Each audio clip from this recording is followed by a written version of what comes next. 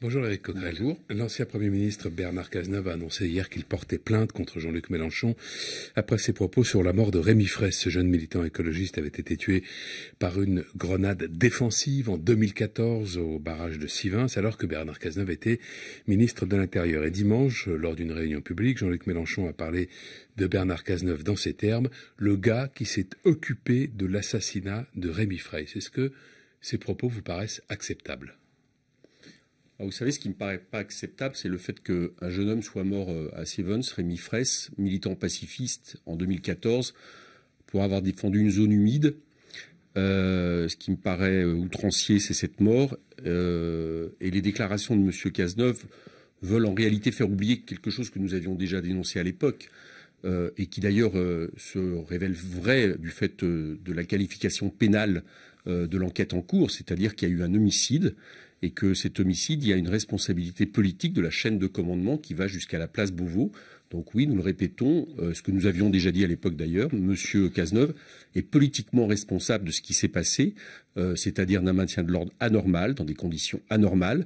Nous avions toujours dit que ce n'étaient pas les hommes sur le terrain les premiers responsables, mais bien celui qui leur avait donné les ordres. Donc je vous le répète, sur la qualification d'homicide, j'estime que politiquement, M. Cazeneuve est responsable au-delà de tel ou tel terme. Justement, vous dites au-delà de tel ou tel terme, mais Jean-Luc Mélenchon ne parle pas d'homicide, il parle d'assassinat. Or, vous savez, et il doit savoir lui aussi, qu'un assassinat, c'est un meurtre avec préméditation. Je sais. Oui, mais les mots ont leur importance. Oui, les mots et Jean-Luc Mélenchon manie trop bien les mots pour l'ignorer. D'accord. Je vous dis surtout une chose, c'est que les actes ont de l'importance. M. Cazeneuve et les socialistes, maintenant depuis 10 jours avant le premier tour, quand M. Jean-Luc Mélenchon pouvait passer, manifestement pouvait être au deuxième tour des élections, n'ont cessé de faire du Mélenchon bashing. Je vous rappelle que le chef de l'État, vous me parlez de mots qui ont de l'importance, le chef de l'État a carrément parlé de Jean-Luc Mélenchon en termes de dictateur alors qu'il n'a rien dit sur Marine Le Pen. Après, ils nous ont fait des leçons de morale, puisque la phrase de Jean-Luc Mélenchon est une réaction par rapport à une déclaration de M. Cazeneuve qui se permet de parler de faute morale, parce que Jean-Luc Mélenchon a expliqué pas une voix pour le Front National, mais n'a pas été plus loin. Donc tous ces socialistes qui ont fait le terrain du Front National pendant des années, qui ont permis en réalité, parce que c'était leur volonté, que Mme Le Pen soit au deuxième tour pour mieux assurer la victoire de M. Macron, maintenant nous font des leçons. Donc je vous le répète et je l'assume.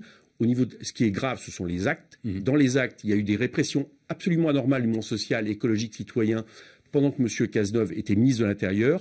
Et moi, je trouve qu'il aurait dû démissionner. Nous l'avions demandé à l'époque. Et rappelez-vous une chose, c'est que les socialistes, en 1986, au moment de la mort de Malik Oussekine, n'avaient pas des mots tendres par rapport à M. Pasqua, avec raison. Et que là, tout d'un coup, les choses s'effacent. Eh bien non, les choses ne s'effacent pas. Homicide...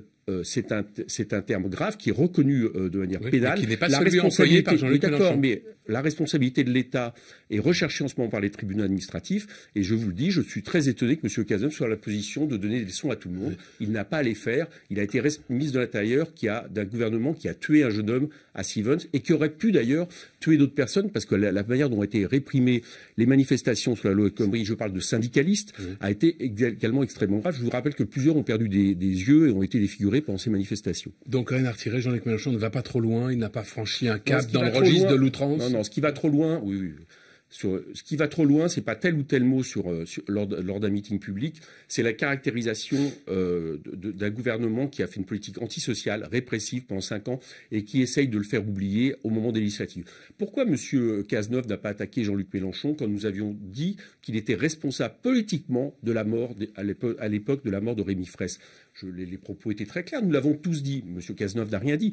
Donc là, c'est un coup politicien qu'il est en train de faire. Avant les législatives, le PS est en train d'essayer de sauver sa peau comme il le veut. Et la manière dont il a trouvé, manifestement, c'est faire du Mélenchon bashing. Mais je suis sûr que les électeurs ne seront pas attrapés par ce genre de coups politiciens. Quel regard portez-vous sur les premiers pas d'Emmanuel Macron dans le monde de la diplomatie internationale, sa rencontre avec Donald Trump à la fin de la semaine dernière et avec Vladimir Poutine hier à Versailles? La plupart des observateurs disent, vous voyez, on disait pendant la campagne, ses adversaires disaient que pourrait-il faire face à Trump ou face à Poutine, et on le voit et il est à la hauteur. Je trouve que... Vous avez beaucoup entendu ce genre de commentaires. Oui. Mais je trouve que Macron, vous savez, c'est un peu le Mr. K de la politique, vous savez, le python dans le livre de la jungle. Là. Oui. Il regarde, il fascine les gens, donc il utilise le même genre de choses. Je l'ai vu, il y a un côté communication. Enfin, au-delà de ça, il y a les faits. Alors manifestement, il a rencontré Vladimir Poutine. Bon, nous, le côté Versailles, monarchie présidentielle dans lequel il est tout à fait en train de s'installer. Vous savez que nous luttons contre, donc nous n'apprécions pas trop ce genre de décorum. Maintenant, il a rencontré Poutine, ça c'est plutôt positif. J'imagine les déclarations qu'il y aurait eu si Jean-Luc Mélenchon, élu président de la République, avait tenu à rencontrer Poutine de manière aussi rapide. Mais bon, on peut changer d'avis. Bon, par contre, ce que je constate, c'est que il met en avant le côté ferme qu'il a eu avec Poutine et d'un côté, le côté, j'allais dire, souriant, mielleux avec Donald Trump. Or, pourtant, rien que sur la question du climat, par exemple, dont les accords de Paris risquent d'être dénoncés par le gouvernement américain, je trouve que là aussi, il aurait pu faire état, disons, d'une fermeté de la France. Donc là, il y a un déséquilibre qui est très clair entre la position vis-à-vis de M. Poutine et la position vis-à-vis de Trump. Mais on voit bien qu'au-delà des mots, M. Macron est en train de s'installer dans la même politique, c'est-à-dire réaffirmation de la France liée à l'OTAN, réaffirmation d'une France qui maintenant manifestement promeut une armée européenne, une défense européenne, contre quel adversaire on ne sait pas. Au niveau politique international, au-delà de la communication, rien ne change manifestement.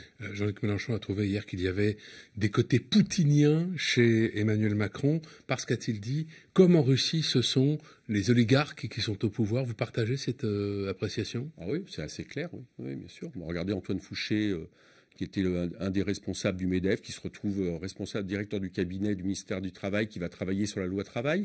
Ce qui d'ailleurs fait dire au vice-président du MEDEF, Monsieur Langsad, il y a une semaine, d'appeler quasiment à voter pour la majorité présidentielle et espérer qu'il y ait une majorité présidentielle pour Monsieur Macron. Donc on voit bien qu'il y a des intérêts très clairs, très liés de l'oligarchie financière, du monde des actionnaires derrière Monsieur Macron. Mais ça, c'est pas nouveau.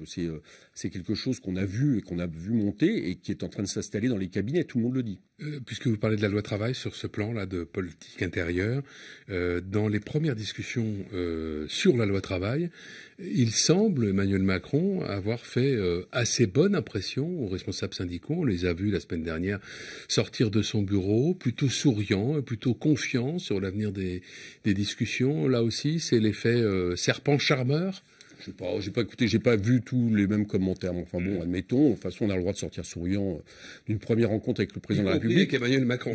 Oui, bien sûr, y compris Emmanuel Macron a un savoir-faire politicien, il a vite appris et manifestement, il sait charmer tout le monde. Mais je n'ai pas de doute sur le fait que les organisations syndicales qui se sont mobilisées sur la loi El Khomri vont regarder avec attention le texte déjà prévu par ordonnance. Ils ont toutes protesté contre l'idée de faire passer ça de manière non démocratique par ordonnance en plein été, mais encore surtout un texte qui aggrave la loi travail existante avec cette fois-ci un plafond au niveau prud'homal, encore plus de dérégulation, encore moins de protection de la loi et une attention donnée aux accords d'entreprise dont on sait qu'elle met les salariés en difficulté dans le rapport vis-à-vis des chefs d'entreprise. Donc, au-delà du côté souriant, je ne doute pas un seul instant que cette loi travail sera contestée. Mais vous savez, il y a une autre manière de contester la loi travail, surtout, c'est de voter France Insoumise pour les élections législatives, parce qu'on n'en parle pas là. Mais M. Macron, contrairement à ce qu'on dit, n'a pas encore de majorité, et ce n'est pas les Républicains, le Parti socialiste qui l'embêteront beaucoup de ce point de vue-là. Merci Éric Coquerel. Bonne journée.